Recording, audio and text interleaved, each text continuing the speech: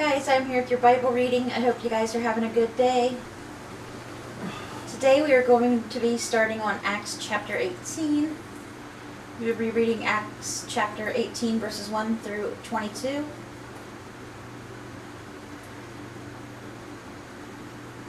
Come on. Stupid computer. We're going to be going to Corinth today. Paul is going to be going to Corinth today. And then we have a beautiful Psalm of David. And then we have one proverb. And then we have a lot of prayer requests to go through.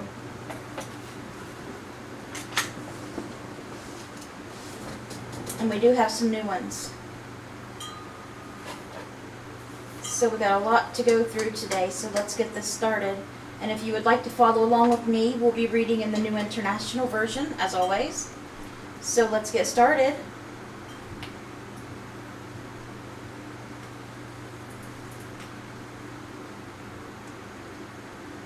After this, Paul left Athens and went to Corinth.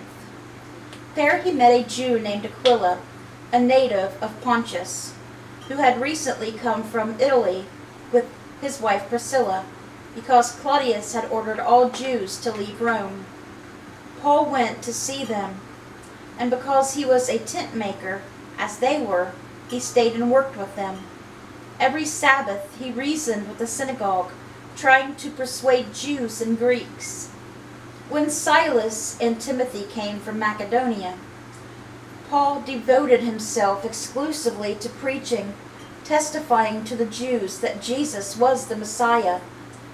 But when they opposed Paul and became abusive, he shook out his clothes in protest and said to them, "Your blood be on your own heads. I am innocent of it.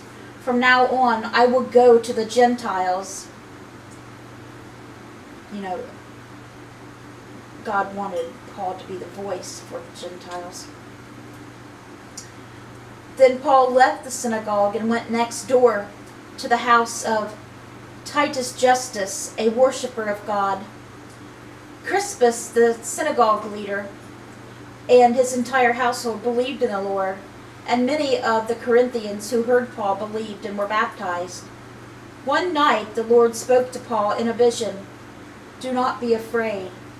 Keep on speaking. Do not be silent, for I am with you, and no one is going to attack and harm you, because I have many people in this city." So Paul stayed in Corinth for a year and a half, teaching them the word of God. While Gallio was proconsul of Achaia, the Jews of Corinth made a united attack on Paul and brought him to the place of judgment. "This man," they charged, "is persuading the people to worship God in ways contrary to the law." Just like they always did Jesus and Peter and all the apostles. Is Peter or is Paul going to be beat again? Is he going to be imprisoned again? What's going to happen? Well, just as Paul was about to speak, Gallio said to them, "If you Jews were making a complaint about some misdemeanor or serious crime, it would be reasonable for me to listen to you. But since it involves questions about words and names of your own law, settle the matter yourselves." Who's he sound like? A little bit like Pontius Pilate, you think? "I will not be a judge of such things." So he drove them off.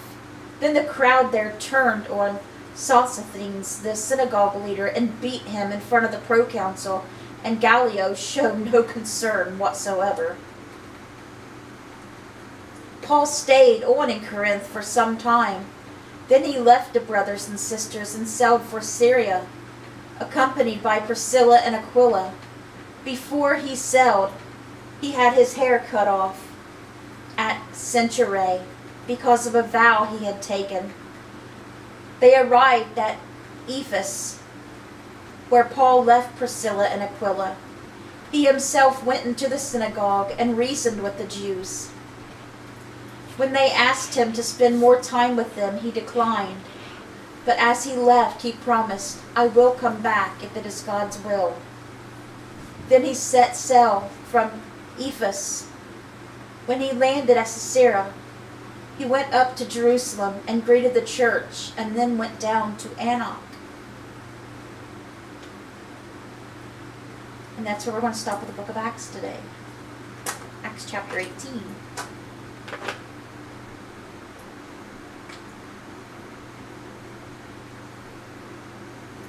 And our psalm today is Psalm 145, a psalm of praise of David.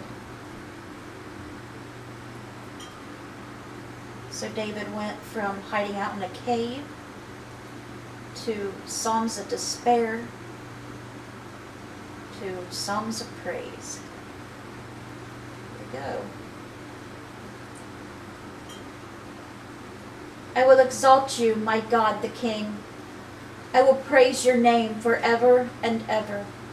Every day I will praise you and extol your name forever and ever. Great is the Lord and most worthy of praise. His greatness no one can fathom. One generation commends your works to another. They tell of your mighty acts. They speak of the glorious splendor of your majesty, and I will meditate on your wonderful works. They tell of the power of your awesome works, and I will proclaim of your great deeds. They celebrate your abundant goodness, and joyfully sing of your righteousness. The Lord is gracious and compassionate, slow to anger and rich in love. The Lord is good to all. He has compassion on all he has made. All your works praise you, Lord. Your faithful people extol you. They tell of the glory of your kingdom and speak of your might, so that all people may know of your mighty acts and the glorious splendor of your kingdom. Your kingdom is an everlasting kingdom, and your dominion endures through all generations. The Lord is trustworthy in all he promises, and faithful in all he does. The Lord upholds all who fall, and lifts up all who are bowed down. The eyes of all look to you, and you give them their food at the proper time. You open your hand and satisfy the desires of every living thing. The Lord is righteous in all his ways, and faithful in all he does. The Lord is near to all who call on him, to all who call on him in truth. He fulfills the desires of those who fear him. He hears their cries and saves them. The Lord watches over all who love him, but all the wicked he will destroy. My mouth will speak in praise of the Lord. Let every creature praise his holy name, forever and ever. And that was Psalm 145, a psalm of praise of David. And our Proverbs today is Proverbs chapter 18, verse 1. An unfriendly person pursues selfish ends, and against all sound judgment starts quarrels. So we had chapter 18 of Acts today and chapter 18 of Proverbs today. Let me read that Proverbs again, chapter 18, verse 1. An unfriendly person pursues selfish ends, and against all sound judgment starts quarrels, starts fights. All right, let's get out our prayer book, our cute little prayer book. A little doggy. Okay.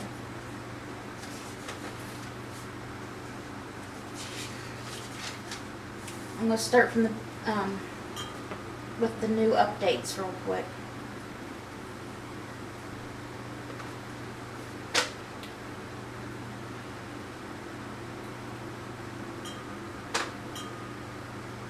We had a couple of deaths around our area here.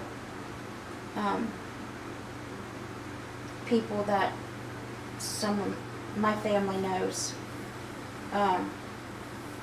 Please keep in prayer just 2 people from our area. Please keep in prayer the family of Jim Tribby and the family of Betty Coyle. Jim Tribby and Betty Coyle just recently here passed away. So please keep their families in your prayers, and please pray for Jim Tribby's soul and Betty Coyle's soul, that they are at peace with God. Okay, and please keep Ashley Reffett in your prayers, and her boyfriend or husband, I'm not sure if they're married or not, Sean Sowers. Ashley, remember, she is pregnant and she's had trouble having a baby. She's had several miscarriages and several stillbirths. She hasn't had she's still trying to have a baby. She's lost several. Well, they was going to take the baby Saturday if she hasn't had it yet. She's having a lot of swelling and a lot of problems right now. Well, I just heard that she went to the hospital. That they think she's in labor right now. She's at the hospital. And she's pregnant with a little girl she's going to call Allie. Allie Ann, I believe, I was told. But please pray for her and pray that that baby's okay. Because she's made it this far before and still lost babies after they were born. More than once. So please keep her and her boyfriend or husband Sean and that baby girl Allie in your prayers. Again, her name is Ashley Reffett. Alright guys, now we can go on to the regular prayer requests. Please keep Heather Edwards in your prayers. Remember, she has leukemia. She can't walk still. We don't know what's going on with that. She can't remember. They don't know what's going. It's something unrelated to the leukemia, they say. Something else is going on. Some kind of virus or something happened. She can't remember who her kids are or anything. They don't know what's going on there, but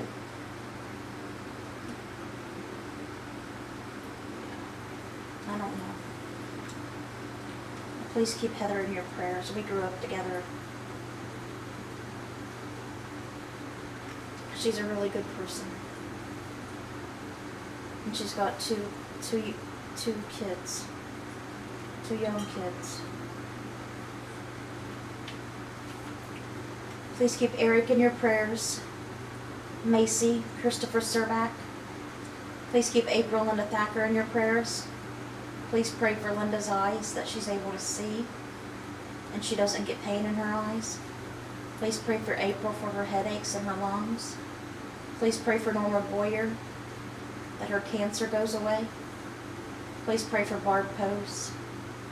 She's really bad, guys. She ain't getting no better. Please pray for her mom, Doris Thompson. She ain't getting no better. She's getting worse.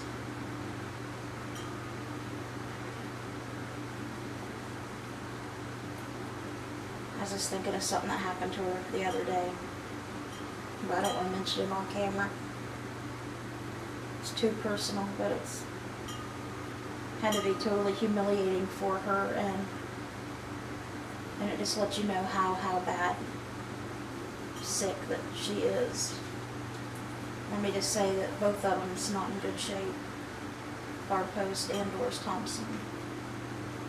They both live together as well, mother and daughter. It's my stepmom and my stepmom's mom. So please pray for both of them. They're not doing well at all. Barb, she doesn't even sleep, and she's in her wheelchair 24/7. She can't walk or anything. doesn't even get in the bed to sleep. She sleeps in her wheelchair even.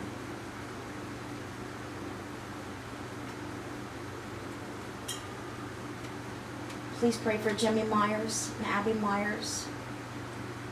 Jimmy's going through rough times again, which is not anything new. Please keep him in your prayers. Please keep Rhonda Karshner in your prayers. Sherman Crabtree. Sherman's having a bad day. Please keep him in your prayers. Please keep Cindy Welsh and Jim Welsh in your prayers. Jim will be going to the funeral home tonight to see Jim Tribby, who passed away. Cindy and Jim were good friends with him. I believe they were friends with Betty, too. Please pray for Norman Karshner, Miranda and Jeremy Caverly, Margie and Chuck Sickles, Lonnie Doles Jr. and family, Bridget Boggs, Debbie Lee. Debbie's still